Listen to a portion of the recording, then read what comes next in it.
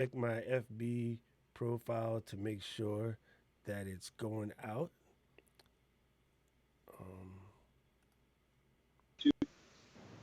I'm frozen. I can see. you are? Oh no, I'm not. Is this live on Yeah, it should be YouTube, YouTube and my John? personal Facebook profile.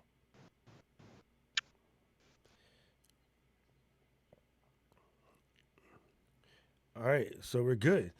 All right, and at this point, that's going to come up. Let me move this over here. Let me make sure we have any sounds. All right, cool. I'm ready. Uh, aloha, everybody. Yeah. Hey.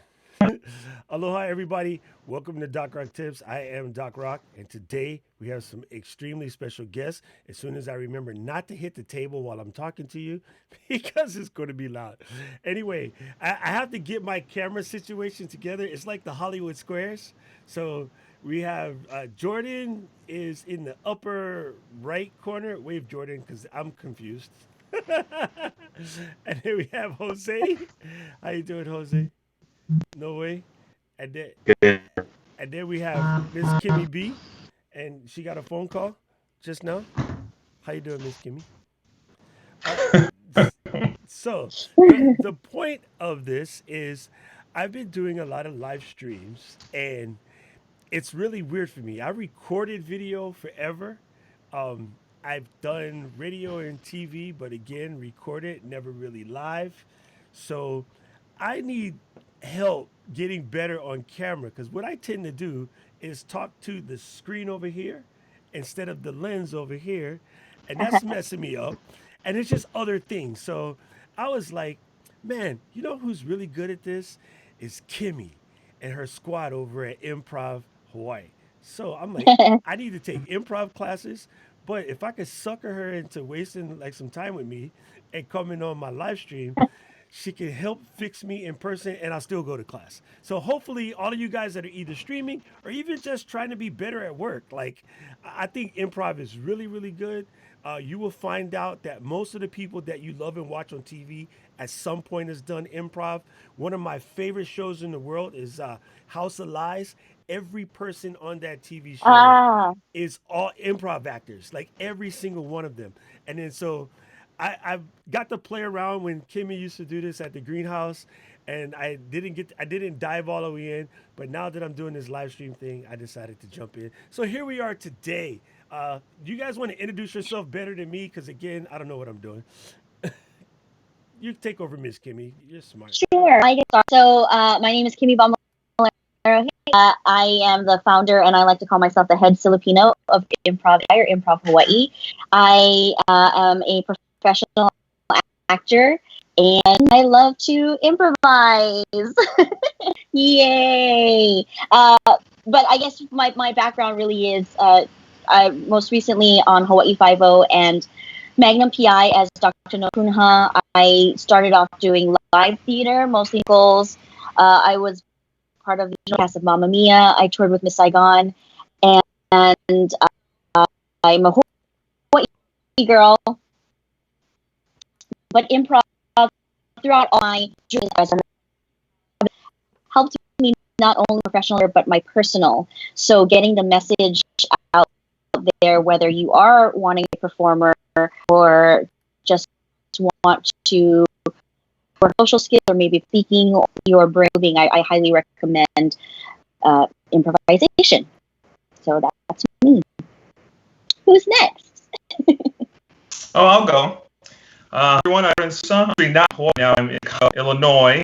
I'm a professional actor, professional improviser, and I actually am on I'm an ensemble member at the Second City right now on the main stage, and I've been performing for the Second City for over 3 years. And speaking about professional environments, this is what I do every day.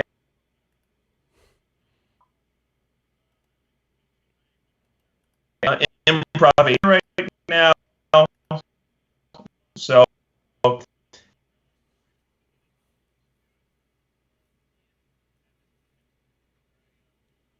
So a lot of improv has really done so much for me, and I love it so much. Okay. Hopefully this goes through because my internet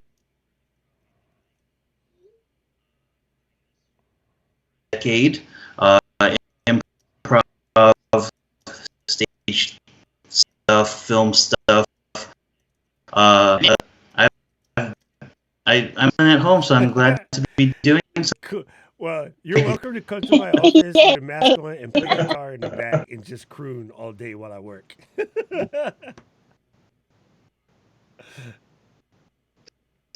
It's pretty cool. Like I know for me, like I really thought that this would be a cool way to kind of like one, wake people up because everybody seems to be in a kind of a funk walking around.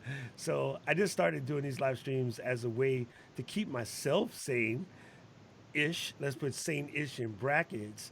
But as I started doing it and watching myself back, I was like, man, for a dude who's been on radio and behind the DJ booth for 40 years, you suck on camera.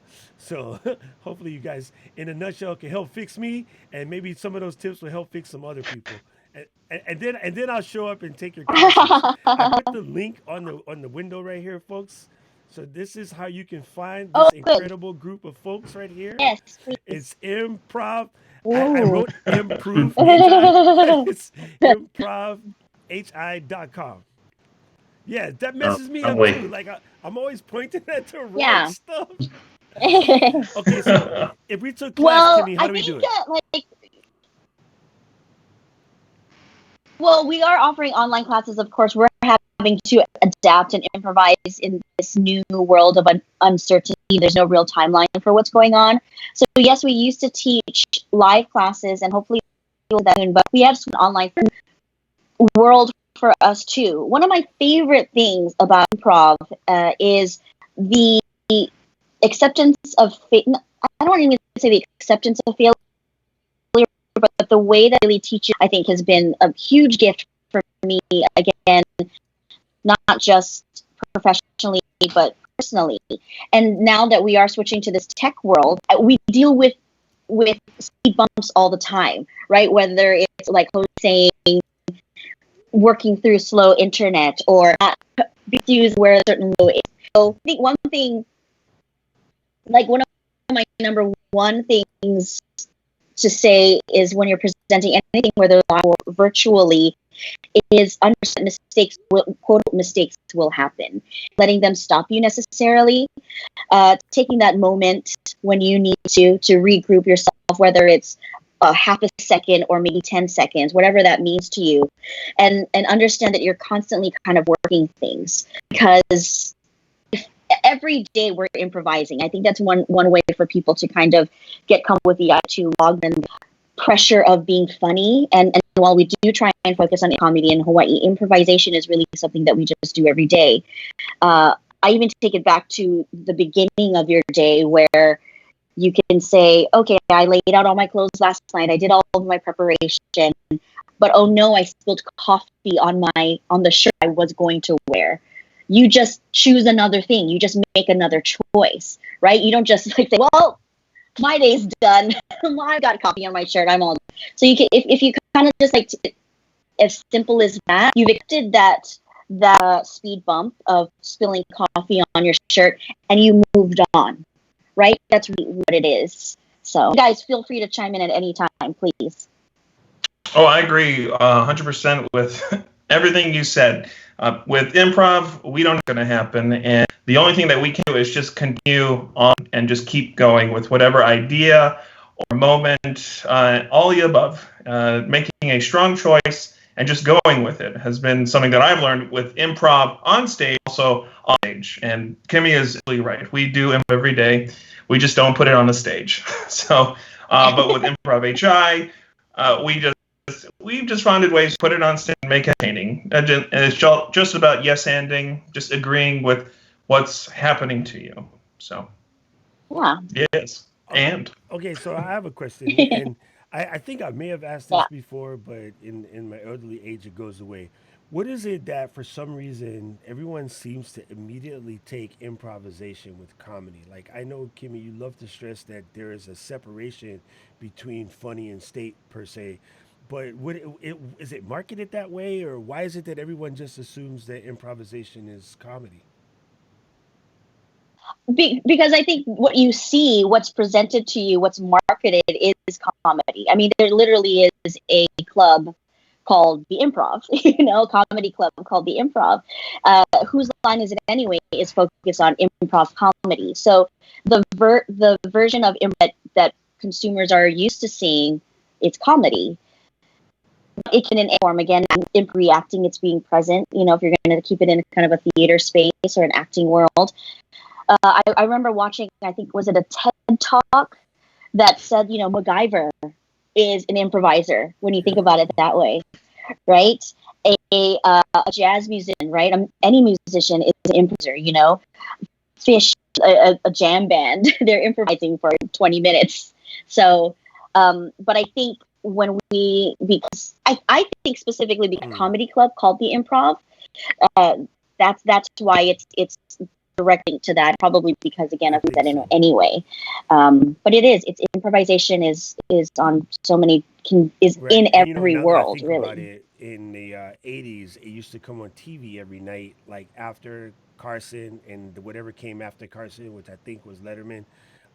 The last thing on TV before Carson Daly came about would be like, a half an hour of improv at the Oh, you no, meant no, no, Carson no. I Daly? meant Johnny. I meant Johnny. I said before Carson Daly came Okay. about, because now Carson Daly's the Oh, last I see show. what you But mean. before Carson Daly came about, it used to be they always had this little half an hour that was the guys at the improv club. See, I'm looking at the Skype and I Yeah, need to look yeah, over yeah, here. yeah, Yeah, And then I know what so you're talking yeah. about. And so I know I'm yeah, showing yeah, my yeah. age right now, and you guys are all way younger than me. But yeah, I think No, I that's love why in my Carson. head, now that you bring it up, that's where it comes from. That's the first, 8, 9 years old watching that and going, man, comedians are great. And from that, once I understood it, I started just following comedians. So Second City, when you said Second City, I used to sneak up late at night to watch Second City because I was supposed to be in bed, and I would creep down to the basement and turn on the small TV and watch Second City because they were the greatest, like the John Candy era, and SCTV. Yeah. not Jane Curtin. What's the mom from Home Alone?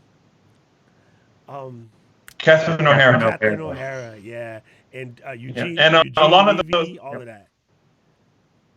and a lot of those sketches on STV were improvised. Now, someone came in with an idea, they put it on stage. Maybe some people had some written material, but they all came together as an ensemble, and they accepted the work, and then they made it better over by improvising lines, improvising moments, and that comedy improvisation is very specific to that. But improvisation has so many facets on what you can do with it. Like there is the Second City with SCTV, and I've been through the process of working for the Second City, and that's exactly what I've learned. That improvisation really helps things along, especially when you're with a group. And I love SCTV.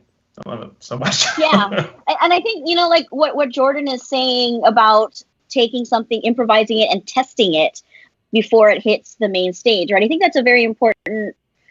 I mean, it's not far from how businesses work, right? It's not like you just throw out an idea right after you talk about it with your team, with your ensemble before bringing it to your audience. So one thing that we do at Improv Hawaii, it's called a test kitchen. So this is a space. It's our late night show. We were starting to run 3 shows a night. So we would have a paid show, and then we had our free show. And this was really a space for students to test out new forms, new ideas, work through it in a safe space before presenting it maybe to a paid audience or maybe feeling comfortable. And they were only 10 minutes, so wouldn't have to freak out about doing a whole 20-minute set. And I think in a live stream world, Doc, you mentioned being uncomfortable watching yourself, and it's something that we have to do now, right? Because even for me, when I booked my television show, I hated watching myself. It was the worst. They made us watch it because we were working through the pilot and all that kind of stuff. But you have to. I think you need, now that we are in these little boxes, you need to know kind of like what are things that I do that I'm maybe not comfortable with, or what can I improve on? You're constantly improving again. One thing I also tell a lot of my friends, because you can't now, because we're all separated, we can't have these test kitchen spaces to work together. But if you're one-on-one, and Doc, if you're not wanting to necessarily put out something there on the fly, then watch it back, you want to practice first. I always tell people maybe start a private IG account, or just tape yourself. Record yourself practicing, talking to an audience, or rehearsing your lines, whatever it may be, and then watch it. Practice makes better. Preparation will really, really save you really, in really good anything. advice. I know, for instance, for us live streamers, I only recently heard this, and I don't know why I never thought of it. Like, I almost felt dumb about it. As they said, like you said, make a private YouTube or a private IG, and then go live, and then make sure it's all working, and test it out, and have like your dog watch it or something, just to make sure that it's all good. And it's like, man, that's a brilliant thing. I think one of the things for me is I just got to get more consistent about it. Like, if I look goofy, I've looked goofy this first 50 years. Nobody cares this far. So it's just getting over it. I think that's out. I hate to use that old joke about the face for radio, but it's just something I never had to worry about. But now people online are mean. Like, do you guys ever get anybody that's mean at the events, and like, do you just clown them back, or what do you do? I don't I think don't we've think we've ever. ever Hawaii, Yeah. we're good. had someone that's yeah. We don't. We don't. Yeah, we usually have someone that's mean. But we do a form where we have to Oh yeah, bring up like that an last show I audience went to. member.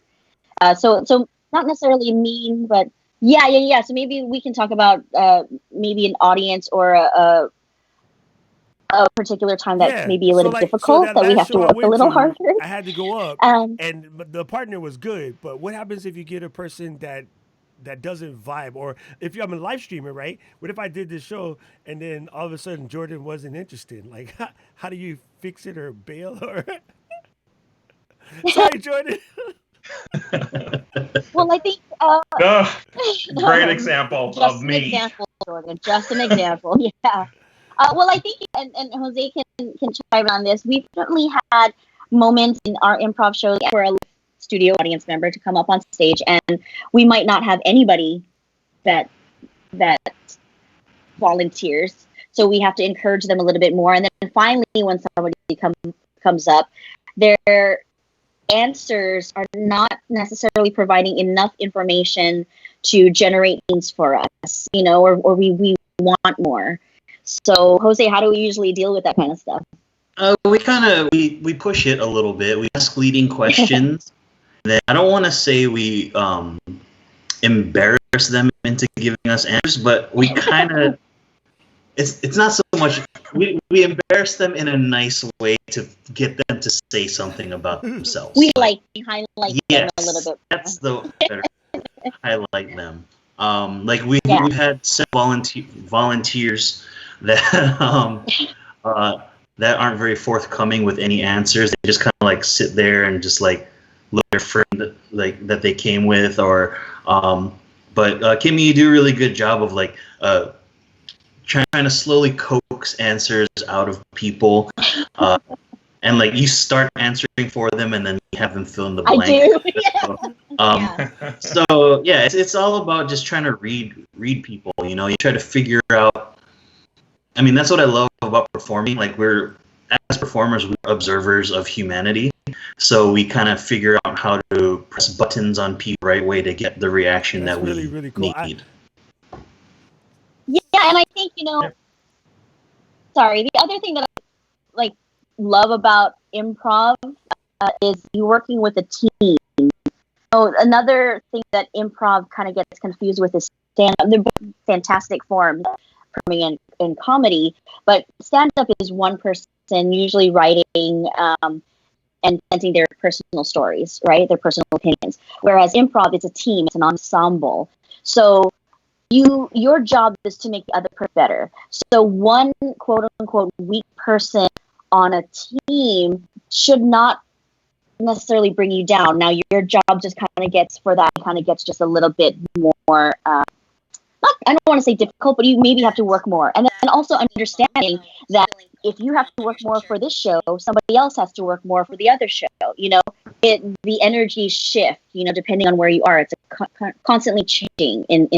For if you are interviewing, and again, if somebody is maybe not into it as much, you need to figure out a way how to get them into it, how to engage them, or at least present them in a way that's engaging to your audience, if that makes sense. That's cool. I do want to point out to the people that are watching, if you have any questions or you want to ask something, feel free to ask. I can see them. They pop up on the screen right here, so I can ask. And the other thing I want to say to Jose, the reason why Kimmy is really good at coaxing them is a fun fact for the folks out there. I was basically raised by my adopted Asian mom, and she gives me the Asian mom guilt. And Kimmy does that really well. So then I feel like I have to do it, or I'm going to get hit with a shoe. Why you make that face, Kimmy? I'm not Asian. No, what? uh, uh, but but again, it really is just I'm looking out for my team, and I'm looking also to make this audience member come to that situation. So it is just adapting again, improvising to make it work for everybody, and that's why improv is great. It's a group effort always, as your business should be. As even if you are one-on-one live presenting it to an audience, your audience is part of your world. Your guest is part of this group. So yeah, I like that idea of looking out for everybody else. If that makes sense, what you were it absolutely first does. talking about. So here, let's do this. This is what Carol says. I always have to remember to put this on screen and read it from here versus just answer the question. When you notice that the audience isn't laughing, Wow. do you know when you should press on versus bail out of the dialogue? I've been to a couple shows and I'm cracking up. So if no one else is laughing, my loud bus is going on. Yeah, what do you mean? People are always laughing at an Hawaii show. That's a good question. Not true. Yeah. I think people deal with it different ways. Jordan, you want to kind of share your experiences first? Oh, for sure. Every audience is different. It's made up of senses of humor. And as an improviser, an improviser in a group, we're just going to just go, this is our show. We're going to keep pushing, keep doing what we can together. And some days the audience is like, okay, and that's okay. As long as the group is really going for it.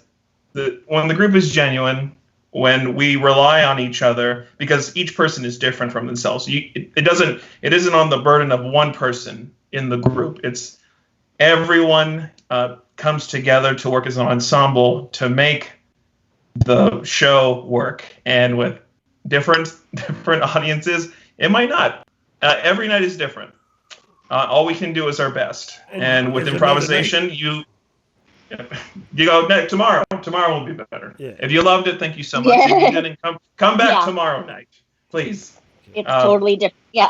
Yeah, because it's improvised every night, and so you, as an improviser, you have to be okay if the audience isn't with it, but also know with improv you really work with a lot of paradoxes, and one is do your best but be okay with it, and it's something that you learn when you continue to improvise every night or whenever you do. That's solid. Jordan, let me make a parallel for those folks who are doing this from a live stream perspective, see, I can't even speak English, or even from a recorded video perspective. There will be the days where you record and your energy is just different or it doesn't seem to reverberate with yourself. I would say be okay with it and still put it out there, because I recorded a video like 6 years ago, and it was just to help out a single person that asked me, how do I change a hard drive? It might have even been John, now that I think about it. It's like, hey, I want to put this hard drive in my old computer. I go, that's a great video idea. So I made this video about how to put a new hard drive in the Mac to make an old Mac last longer. So that way you didn't have to, go and buy a new one. And it did okay for like 3-4 months, nothing big, maybe like 80 people watched it. A famous musician by the name of Kodak Black, I guess he was doing a show and his computer ate it like right before. And so he found my video to change the hard drive. So he sent his minions to go buy a hard drive and they installed it. He was able to do his show. And so he sent me a private message, was like, man, you saved my life. I was doing this gig and the gig was in New York, whereas if you screw up, you get shot. So he was very thankful. And then he sent it out to the universe. And that video has 750,000 views at this point. You know what I mean? So you never really know. Sometimes, and the perfectionist I am would have normally said, I don't really like that video. I should take it down and redo it. And no, sometimes you just got to leave it because you don't know who you're vibing with. And you could have changed one person's day with your joke or your story or the characters you guys made up, remind them of a cousin or something. And, you make somebody happy. So just because you might not feel it, I say leave it.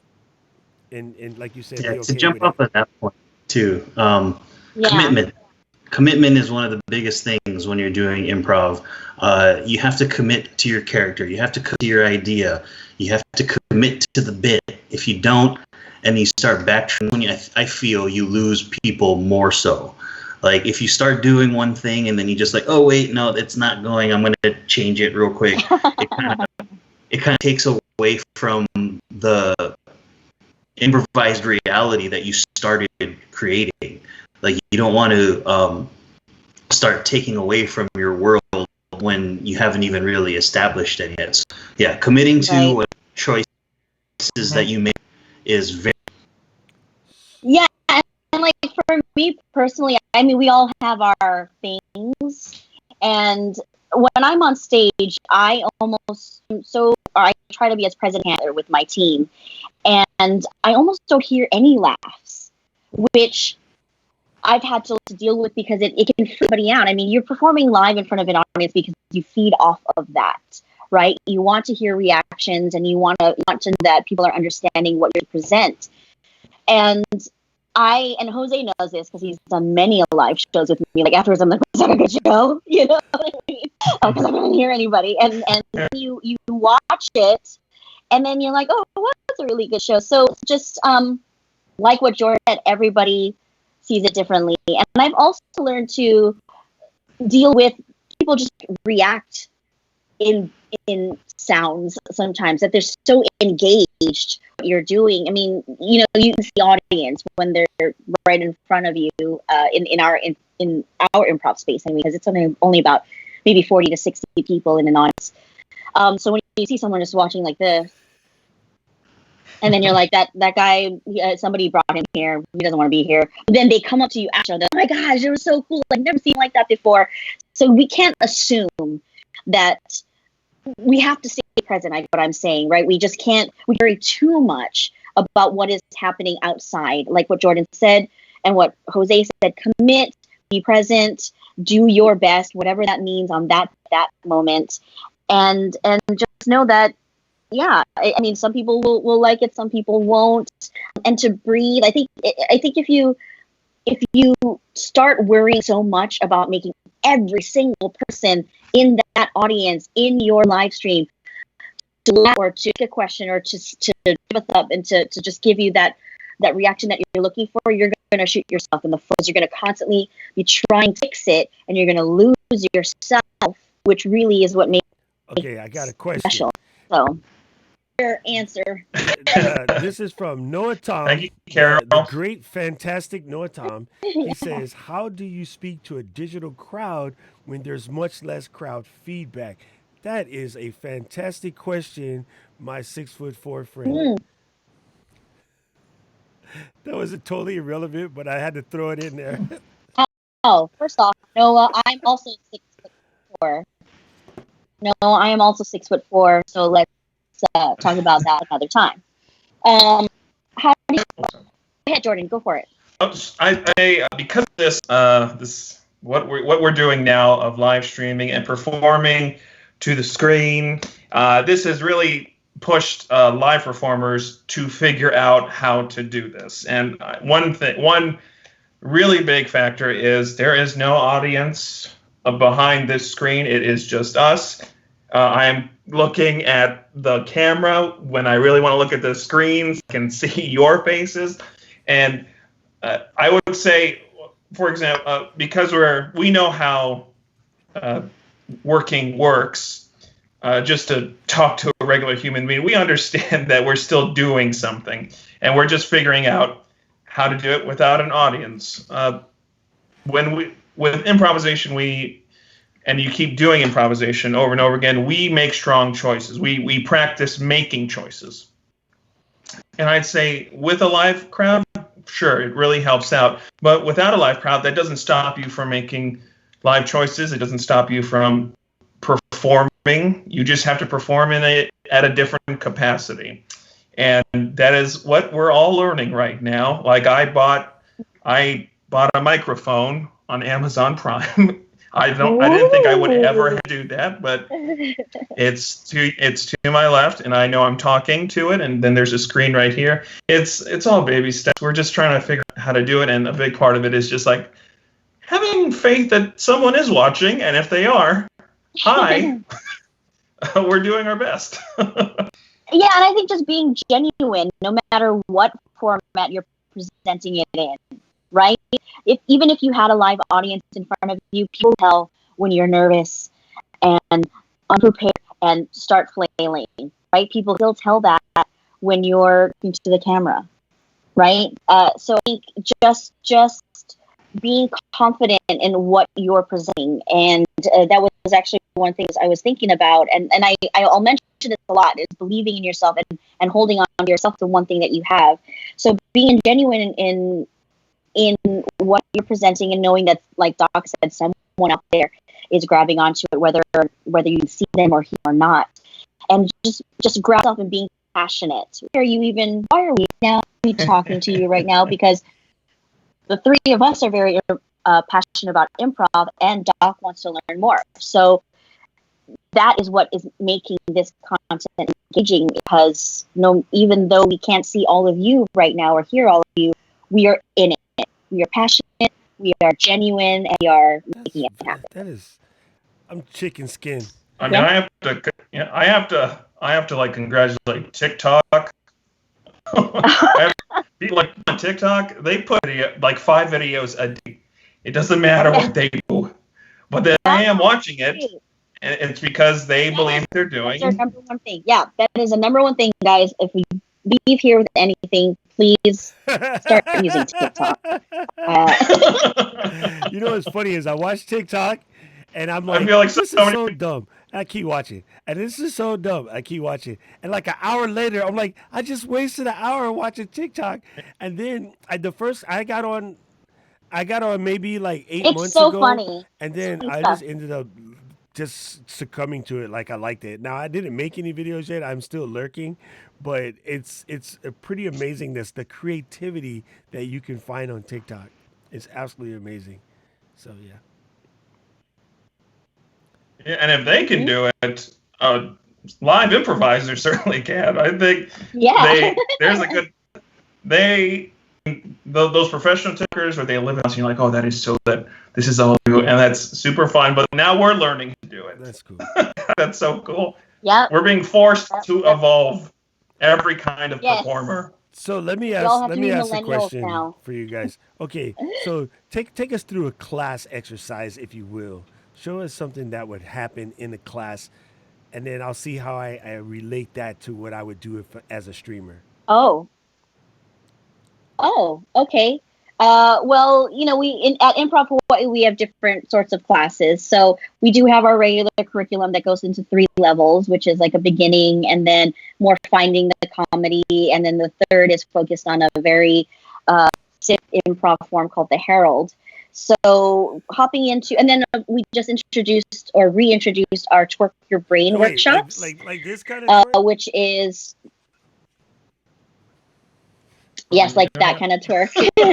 But it really is, yeah, he is doing it. Uh, which is basically more improv exercises for people who are not necessarily looking to step into the world of performing improv or comedy. And then we have other workshops like our sketch writing workshops, and Jordan's going to start a 2-person workshop. So each class is different, is what I'm trying to say.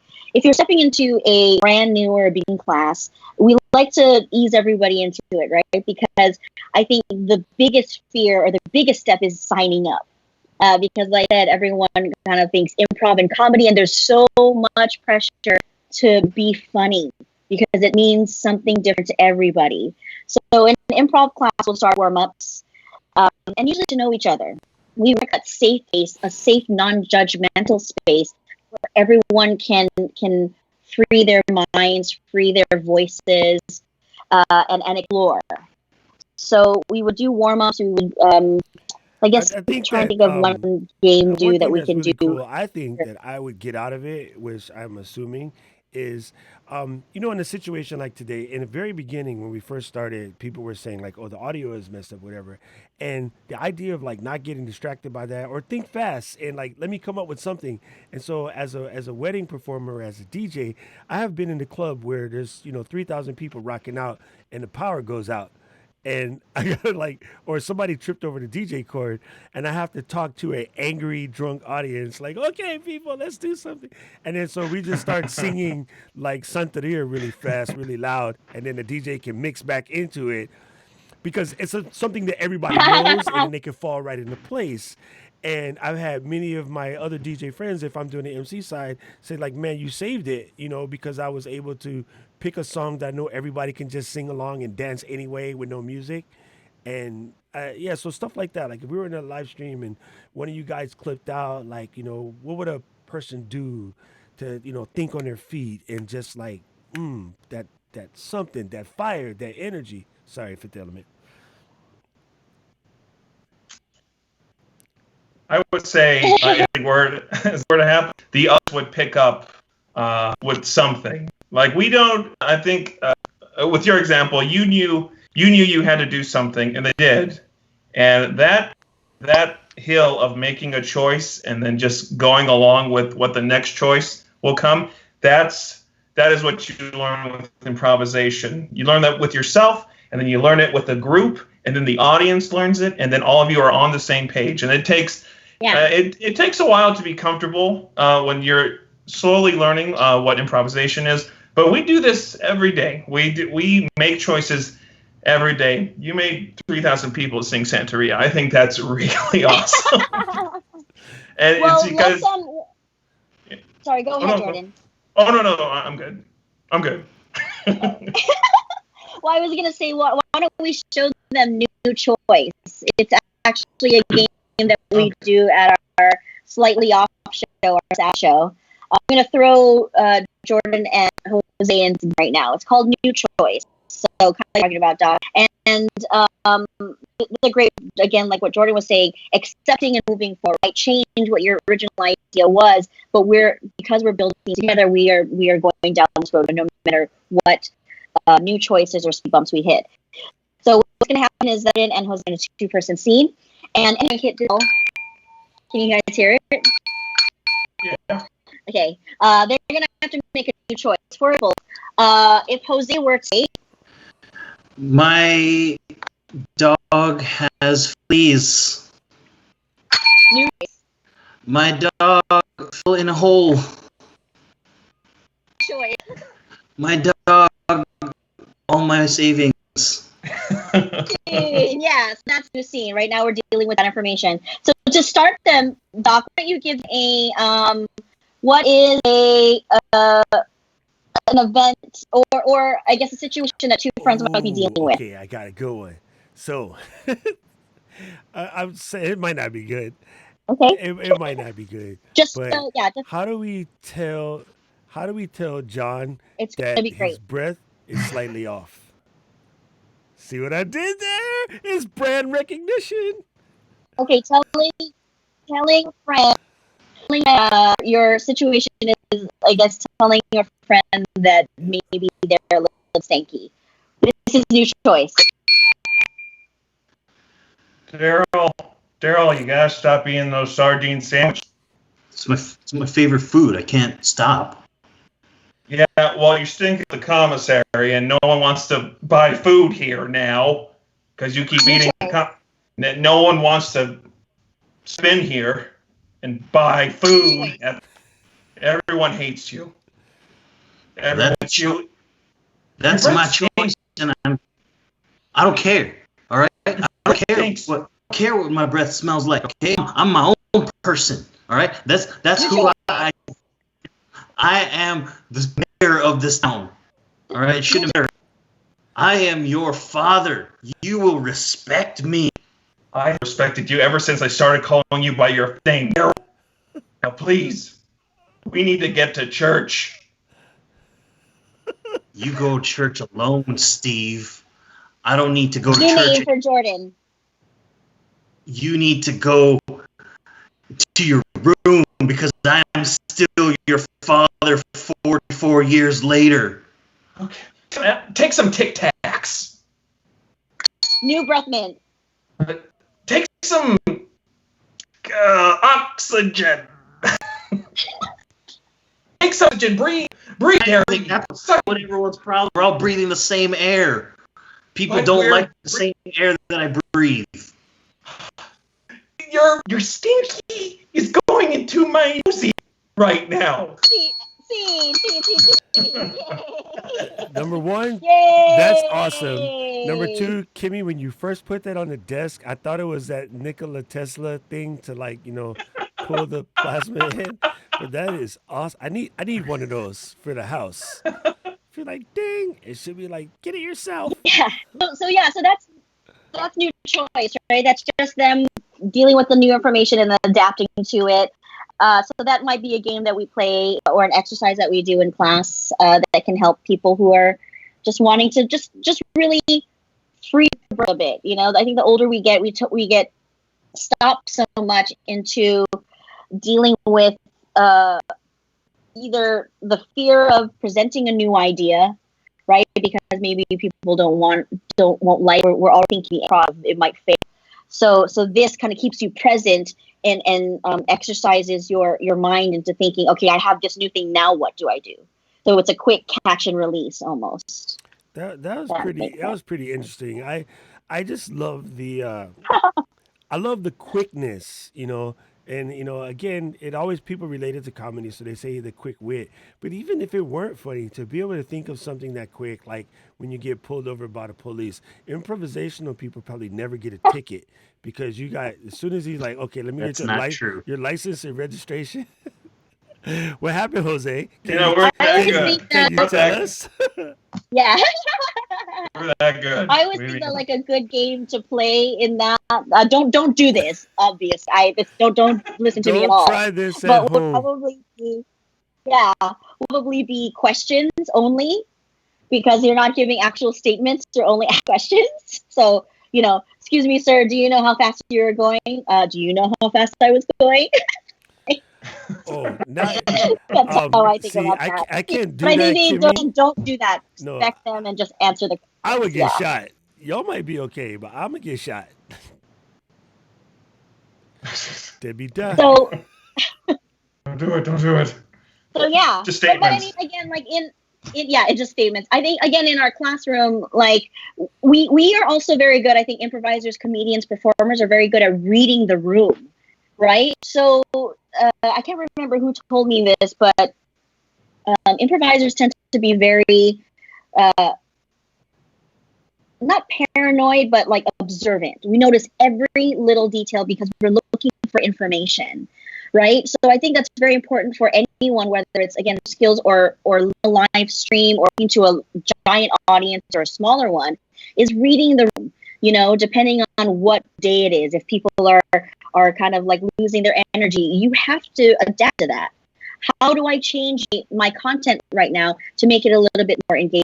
Maybe everyone's a little too excited. I've had to teach little kids before too. So I'm reading them where I'm starting to lose control. So how do I bring that back in? So I think that also happens throughout things. So taking every little bit of information that you have and building off of that. Amazing. That's absolutely amazing. Okay, so how Yeah. do we, number one, if we want to take a class, how do we find you?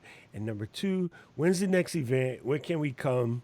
Like, I know this is all going to be online for now, but yeah, like, how do we stay connected with you so we can find you and like dive into this stuff? Yeah. So sorry, I just realized that when I was reading, I didn't get back to my original idea. Classes, when we're talking about reading the room, we also are very aware of how people retain information. So I think in our classrooms, we try to make sure to present it again in a way that is uh, understandable to everybody.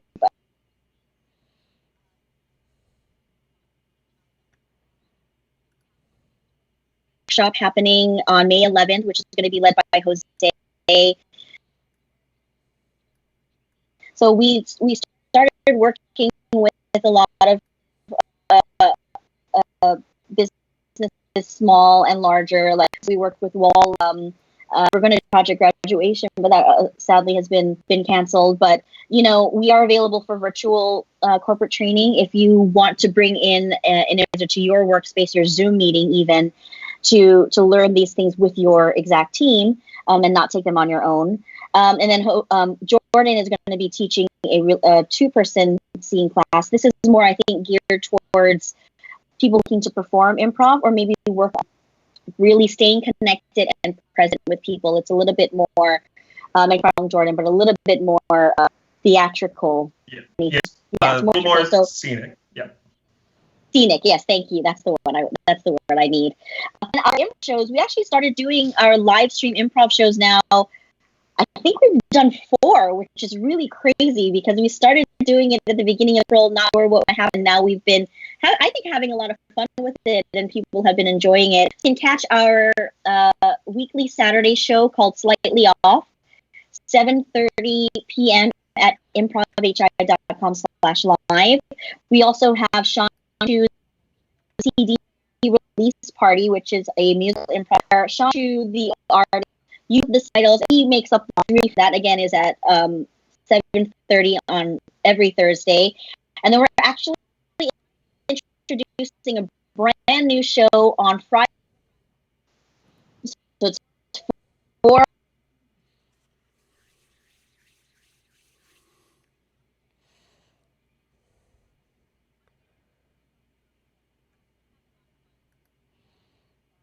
it, and I think that community has just been so. You guys come in and join us. That is cool. That freestyle rap I could do. I don't know. I can't do a lot of improv, but I can drop a verse on anything, anytime, and anywhere. So that's kind of cool. I like that. That is improv. Right now? Yeah. You want to do it right now? Give me. I don't even need a beat. What you want me to rap about? Go ahead, Jordan. What is the suggestion? Thunderstorms. All right, listen up. So, condensation happens in the water. The water goes through the sky. The sky gets swollen and it falls into your eye. The thunderstorm is like the heat that I bring because I can bust a little rap and I don't even need to sing. Beats on times, beats not fresh because my name is DOC and yes, I'm the best. If you got condensation and it's up in your car, people, don't you know the thunderstorm is coming from far? If you hear the lightning, start to count the time between, then you know the thunderstorm is getting real mean. It's coming closer and closer and closer and boom! And all you got to do is remember to read the room. DOC is in the place to be. I got Improv HI kicking with me. Now, don't ever forget this joint is fresh, and I see you because it's time for me to take a rest. Peace. It was much better with a beat, but yeah. Wait, I forgot to say bomba clot, lot of mercy. That was awesome. Join us for our show at some somebody point. in this quarantine so I can rap with you guys. Good, man. Yeah. I had questions that came in, but this comments thing broke on this brand new restream. But I do want to say big ups to everyone that's watching. DJ Eddard, Clifford, my boy Tony, one of my street photographer friends out there. Of course, everybody for joining. I really, really got some fantastic information. This is cool. Like, and if we go to the website, we can sign up for online classes now.